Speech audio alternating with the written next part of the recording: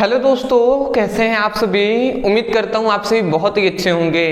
तो आज के इस वीडियो में हम पढ़ने वाले हैं क्लास 11th केमिस्ट्री का पहला चैप्टर जो है रसायन विज्ञान की कुछ मूल अवधारणाएं। इस चैप्टर को हम पढ़ रहे थे और इस चैप्टर के लगभग बहुत सारे हमने टॉपिक को पहले ही कवर करा दिया है। ठीक है, तो आज के इस वीडियो में हम बहुत ही इंपॉर्टेंट, मैं कह सकता हूँ वेरी इंपॉर्टेंट टॉपिक पर डिस्कस करने वाले हैं जो है डाल्टन का परमाणु सिद्धांत या डाल्टन का परमाणु मॉडल भी कह सकते हैं। तो डाल्टन ने अपने परमाणु मॉडल में क्या बताया, आज के इस वीडियो में हम यही जानेंगे और उसके बाद ये भी हम जानेंगे कि डाल्टन के परमाणु मॉडल की सीमाएं कौन कौन सी हैं, मतलब इनकी कमियां क्या हैं, पूरा हम डिटेल में एक्सप्लेन करने वाले हैं। मैं आपसे दो ही बातें कहूंगा। सबसे पहली बात कि आप वीडियो को अंत तक देखिएगा, आप ध्यान से समझेंगे, एक एक पॉइंट्स आपको समझ में आएगा और कोशिश कीजिएगा कि इसी वीडियो में याद करने का।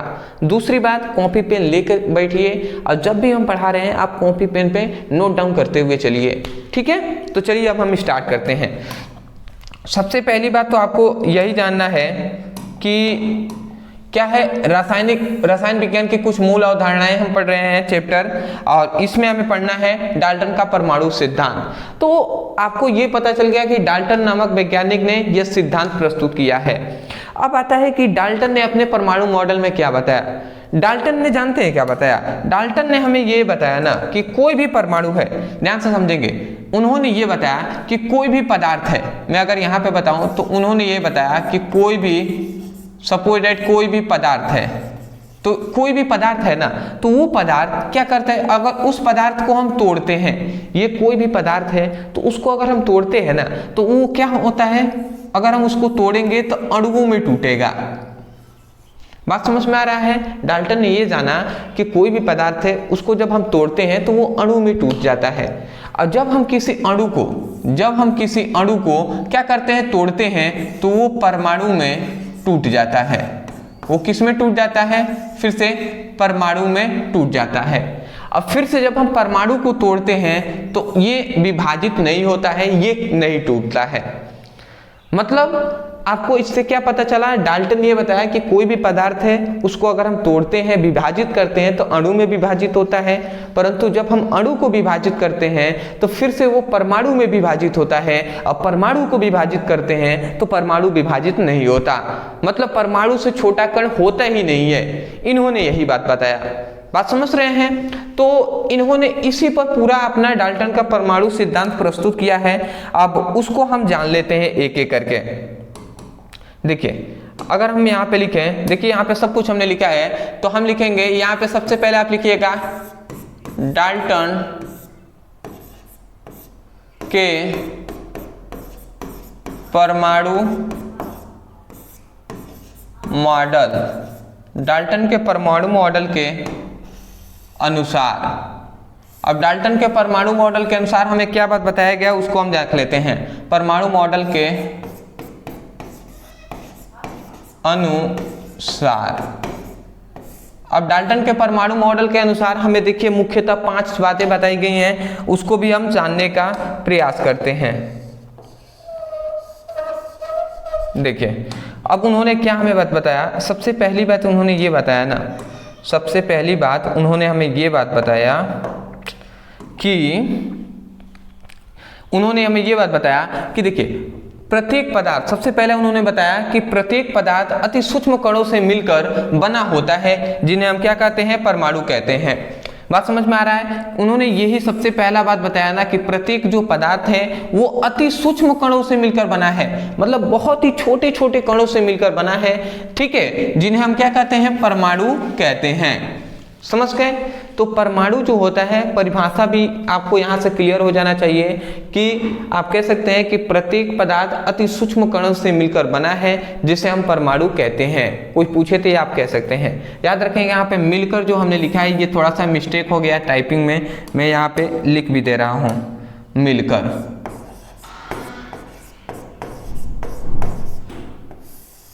ठीक है जी, बात समझ में आपको आ गया होगा। तो यही हम कह रहे थे कि प्रत्येक पदार्थ होता है वो अति सूक्ष्म कणों से मिलकर बना होता है, जिन्हें हम परमाणु कहते हैं। इनकी पहली बात थी। दूसरा इन्होंने वे बताया कि जो परमाणु होता है, जो क्या होता है, जो परमाणु होता है वो अविनाशीय होता है। परमाणु जो होता है वो अविनाशीय होता है। अविनाशीय का मतलब जिसे हम नष्ट नहीं कर सकते। तो वही बात कहा जा रहा है कि परमाणु अविनाशीय होता है, जिन्हें न तो हम नष्ट कर सकते हैं, नष्ट किया जा सकता है, और न ही क्या किया जा सकता है, उत्पन्न किया जा सकता है। बात समझ में आ रहा है? परमाणु अविनाशीय होता है जिसे हम ना नष्ट कर सकते हैं और ना ही हम उत्पन्न कर सकते हैं। तो ये भी आप याद रखेंगे। तीसरा आता है कि सभी रासायनिक अभिक्रियाओं में परमाणु ही भाग लेता है। मतलब जो सभी रासायनिक अभिक्रिया है, कोई भी रासायनिक अभिक्रिया है, तो उन सभी रासायनिक अभिक्रियाओं में इनका कहना था कि परमाणु भाग लेता है। ठीक है, केवल परमाणु ही भाग लेता है, अदर कोई भी भाग नहीं लेता है, अणु भाग नहीं लेता है। इनका कहने का मतलब ये था। तो कोई भी रासायनिक अभिक्रिया में परमाणु ही भाग लेता है, डाल्टन का ये मानना था। ठीक है, अगला इनका ये मानना था, ठीक है, कि एक ही तत्वों के सभी परमाणुओं का गुण समान होता है। मतलब इनका क्या मानना था कि एक ही कोई भी तत्व है, ठीक है, कोई भी तत्व है तो इनके सभी परमाणु होंगे। देखिए कोई भी तत्व है, जैसे कि अगर मैं आपको समझाऊं, ये बात आपको समझ में आ जाना चाहिए। जैसे हाइड्रोजन है ना, तो हाइड्रोजन के बहुत सारे परमाणु हैं, क्लोरीन है, सोडियम है, इन सभी के बहुत सारे परमाणु हैं, क्योंकि हाइड्रोजन एक तत्व है। और तत्व क्या होता है, बहुत सारे, जब एक ही प्रकार के परमाणुओं से मतलब जो बना पदार्थ होता है ना, उसे ही हम तत्व कहते हैं। तत्व बहुत सारे परमाणुओं से मिलकर बना होता है। तो हाइड्रोजन जो तत्व बना है, तो हाइड्रोजन में बहुत सारे परमाणु होंगे हाइड्रोजन के।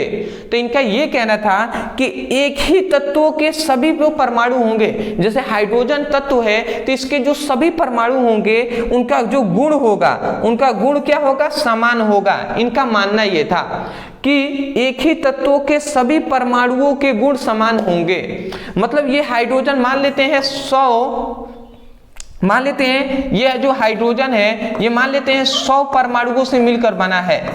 ये जो हाइड्रोजन जो तत्व है ये मान लेते हैं 100 परमाणुओं से मिलकर बना है। तो इनका कहना यह था कि ये जो 100 परमाणु है ना, इन 100 परमाणुओं का जो गुण होगा वो एक समान होगा।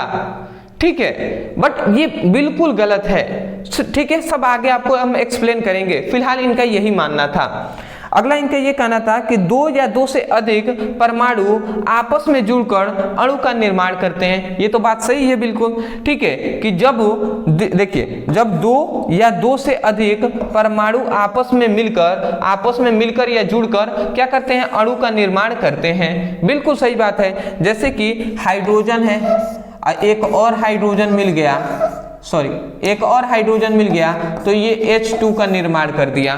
तो भैया ये H2 क्या है, H2 अणु ही तो है। ऑक्सीजन मिल गया और एक और ऑक्सीजन मिल गया और ये O2 का निर्माण कर दिए। ये O2 क्या है, ऑक्सीजन ही तो है, मतलब अणु ही तो है। बात समझ रहे हैं ना? तो यही बात कहा कि 2 या 2 से अधिक परमाणु आपस में मिलकर अणु का निर्माण करते हैं। तो डाल्टन का ये मुख्यतः 5 जो क्या थे, इनके नियम दिए गए थे इनके परमाणु मॉडल में, जिसको आपको याद रखना है। ठीक है, आप चाहें तो स्क्रीनशॉट ले सकते हैं। इसके बाद हम देखेंगे डाल्टन के परमाणु मॉडल की कमियां कौन सी थी। ठीक है, साइड में स्क्रीनशॉट ले लीजिए, ले लिए होंगे। ठीक है, आगे बढ़ते हैं जी। देखिए अब हम आगे बढ़ते हैं। अब हम देख लेते हैं कि डाल्टन के परमाणु सिद्धांत की सीमाएं या परमाणु मॉडल की सीमाएं का मतलब होता है कमियां। इनकी क्या क्या कमियां थी। तो देखिए हमने यहाँ पे लिखा है, यह सिद्धांत निम्न बातों को समझाने में क्या रहा, यह सिद्धांत निम्न बातों को समझाने में असफल रहा। अब कौन कौन सी बातें हैं जिनको डाल्टन ने जब उनसे वैज्ञानिकों ने पूछा तो वो इनको समझाने में असफल रहे, वो इनका कारण नहीं बता सके। जैसे कोई भी चीज अगर आप नया खोजेंगे ना, तो जरूर 2-4 व्यक्ति होंगे जो उसमें कमियां निकालना स्टार्ट करेंगे।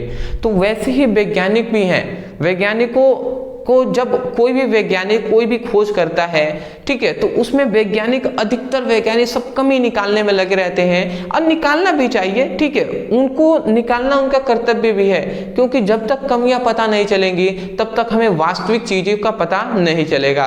तो जब वैज्ञानिकों का एक कर्तव्य होता है कि, और उनका मानना भी होता है कि कोई भी वैज्ञानिक यदि कोई खोज करता है तो उसको हम देखें, समझें, और यदि कमियां हैं तो हम उसको बताएं। तो उसी प्रकार वैज्ञानिक ने क्या किया, जब डाल्टन ने अपने परमाणु मॉडल प्रस्तुत किया तो सभी वैज्ञानिकों ने देखा और इस पर क्वेश्चन उठाना स्टार्ट किया, जिसका जवाब डाल्टन नहीं दे पाए। अब वो कौन कौन से हैं, तो यहाँ पे सबसे पहला उनसे पूछा गया कि एक ही तत्व के परमाणुओं के परमाणु का द्रव्यमान, मतलब एक ही तत्वों के जो परमाणु होते हैं, ध्यान समझेंगे, एक कोई भी तत्व है एक, तो कोई भी तत्वों के जो परमाणु होंगे तो उन परमाणुओं का परमाणु द्रव्यमान अलग अलग क्यों होता है। बात समझ रहे हैं, एक तत्व है तो तत्वों के बहुत सारे परमाणु होंगे, तो उन परमाणुओं का परमाणु द्रव्यमान अलग अलग क्यों होता है, ये पूछा गया तो नहीं बता पाए। जैसे कि डाल्टन ने बताया था अपने परमाणु मॉडल में कि कोई भी तत्व है तो उसके जितने सभी परमाणु होंगे उनका गुण समान होगा, तो गुण के ही तो अंतर्गत द्रव्यमान भी तो गुण ही एक है ना। तो बताइए कि डाल्टन से पूछा गया कि एक ही तत्व के बहुत सारे परमाणु होते हैं तो उनका परमाणु द्रव्यमान अलग अलग क्यों होता है, तो डाल्टन के पास इसका जवाब नहीं था। जैसे अगर हम एग्जाम्पल से आपको समझाने का प्रयास करें तो ये आपका एग्जाम्पल हो जाएगा।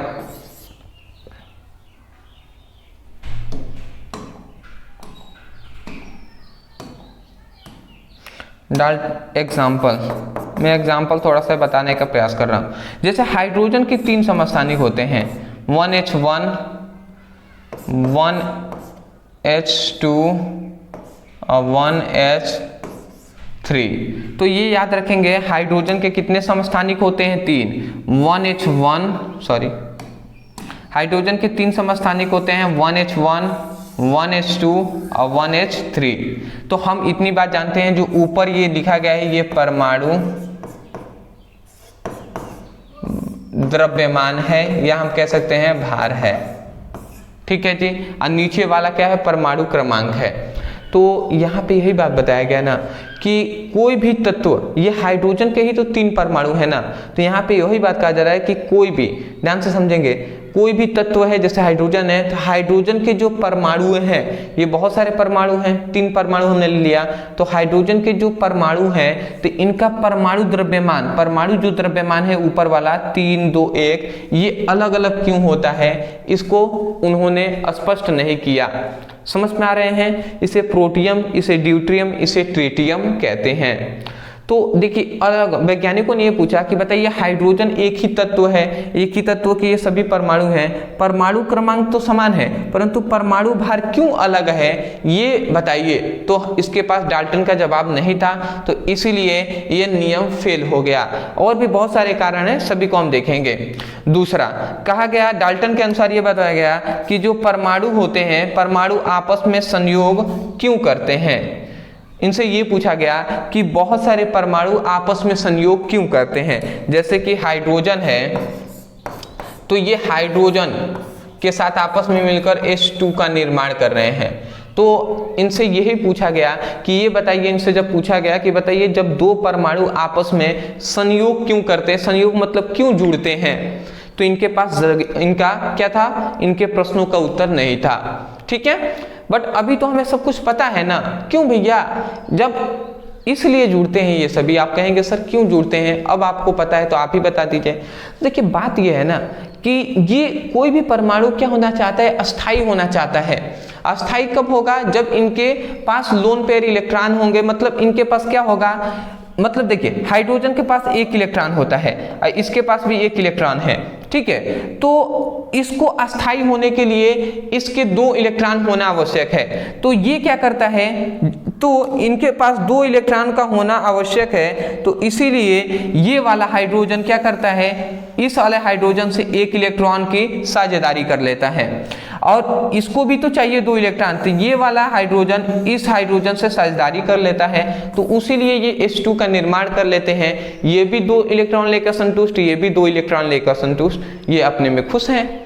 तो इसलिए होता है, पूरा जब हम आगे आपको पढ़ाएंगे, जब आएंगे इन सभी टॉपिक पर तो डिस्कस करेंगे। फिलहाल हमने ऊपर ऊपर ही आपको बता दिया। देखिए अगला आता है इनका तीसरा कमियां ये था कि अलग अलग तत्वों के परमाणुओं के गुण अलग अलग क्यों होते हैं। जो अलग अलग तत्व हैं, ठीक है, जो अलग अलग तत्व हैं, तो अलग अलग तत्वों के परमाणुओं के गुण जो होते हैं वो अलग अलग क्यों होते हैं, ये नहीं बता पाए हैं। इसका मतलब क्या है, जैसे कि यहाँ पे हाइड्रोजन के, देखिए हाइड्रोजन है तो इनके अलग अलग परमाणु हैं, तो बताइए इसका प्रोटियम का कोई अलग गुण होता है, ड्यूटेरियम का अलग, ट्रिटियम का अलग गुण होता है। तो ऐसा क्यों होता है? आपने तो कहा था गुण समान होते हैं, बट इनका सभी परमाणुओं का गुण अलग अलग क्यों है, ये बताइए। तो इनके पास इसका जवाब नहीं था। अगला इसका चौथा पूछा गया कि परमाणु आपस में किन बलों द्वारा जुड़ते हैं। मतलब यहाँ पे अगर हमने आपको बताया ना कि हमने आपको क्या बताया, जैसे कि एग्जांपल से मैं बताऊं तो जैसे कि ये क्लोरीन है और ये क्लोरीन है, जब दोनों आपस में जुड़ते हैं तो Cl2 बनाते हैं ना जी। तो यहाँ पे इनसे ये पूछा गया कि जब दो परमाणु आपस में जुड़ रहे हैं तो ये किन बलों द्वारा जुड़ रहे हैं। जैसे यहाँ पे क्लोरीन ये बना है, ये जो क्लोरीन यहाँ पे बना है, तो ये कैसे इनका अगर संरचना बना है तो Cl है और Cl, ऐसा ही तो इनकी संरचना है ना। तो ये क्लोरीन आपस में ये किन बलों द्वारा जुड़े हैं, वो बल बताइए। तो इनके पास जवाब नहीं था। तो यही बात कहा जा रहा है कि परमाणु आपस में किन बलों द्वारा जुड़े होते हैं, इनसे पूछा गया, जवाब इनके पास नहीं था। पांचवा इनसे ये पूछा गया कि परमाणु स्वतंत्र अवस्था में क्यों नहीं रह पाते हैं। जो परमाणु होते हैं जैसे हाइड्रोजन है, क्लोरीन है, ये सभी स्वतंत्र अवस्था में क्यों नहीं रह पाते हैं, तो भी इनके पास कोई भी उत्तर नहीं था। बात समझ रहे हैं। तो ये थी इनकी 5 मुख्यतः कमियां, और इनके 5 जो अभी हमने इधर दिखाया, इनका 5 जो परमाणु मॉडल में इनके मुख्यतः 5 पॉइंट्स इन्होंने बताया था वो। तो मैं आशा करता हूं कि ये आपको आसानी तरीके से समझ में आ रहे होंगे। ठीक है, तो आपने स्क्रीनशॉट इसका शायद ले लिया है, इसका स्क्रीनशॉट ले लीजिए, इसकी सीमाएं का ले लिए होंगे, पता नहीं आपने इसका लिया या नहीं, इसका भी ले लीजिए, ले लिया होगा आपने। तो मैं आशा करता हूं दोस्तों कि आपको आसानी तरीके से डाल्टन का जो परमाणु मॉडल है ये आपको आसानी तरीके से समझ में आ गए होंगे। देखिए मैं आपसे एक ही रिक्वेस्ट करूंगा कि आप मन लगा के पढ़ाई कीजिए। डिस्क्रिप्शन बॉक्स में फिजिक्स और केमिस्ट्री दोनों का हम लिंक आपको प्लेलिस्ट का दे देंगे, उस पे जाइए, आप क्लिक करके चैप्टर वाइज एक एक टॉपिक की अच्छे से पढ़ाई कीजिए। जितना हम आपको करा रहे हैं केवल आप उतना तैयारी कर लीजिए। आपके क्लास 12th में आप जब जाएंगे तो भी आपको कोई भी समस्या नहीं होगी, और आगे कॉम्पिटिटिव एग्जाम की तैयारी करेंगे उसमें भी आपको कोई भी समस्या नहीं होगी। ठीक है, तो जितना हम क्लास 11th में करा रहे हैं उतना कीजिए। क्लास 12th में जब हम आपको अच्छे से तैयारी कराएंगे तो भी आप देखिएगा कितना अच्छे से तैयारी होगा। और दूसरी बात यह है, चैनल पर नए होंगे तो रिक्वेस्ट है चैनल को सब्सक्राइब कर लीजिएगा, क्योंकि हम आगे भी आपके लिए ऐसे ही कंटेंट प्रोवाइड कराते रहेंगे। तो मिलते हैं एक नए टॉपिक के साथ, तब तक के लिए धन्यवाद।